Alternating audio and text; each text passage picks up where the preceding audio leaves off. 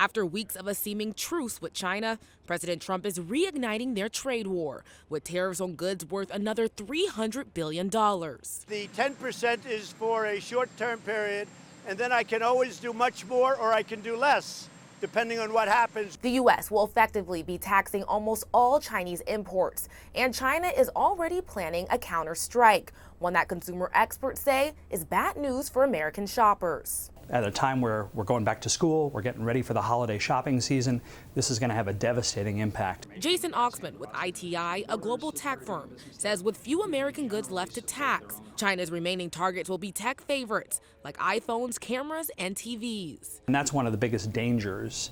We know that U.S. companies and the U.S. economy rely heavily on technology.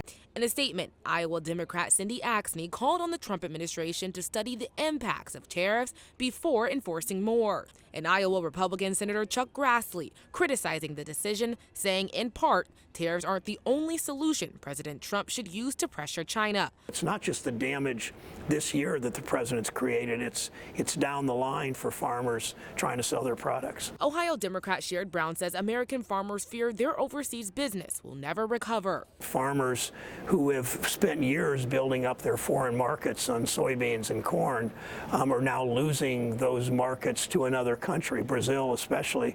And how do you get those markets back? The next round of tariffs are slated to begin September 1st. Trade talks will resume next month. In Washington, I'm Raquel Martin.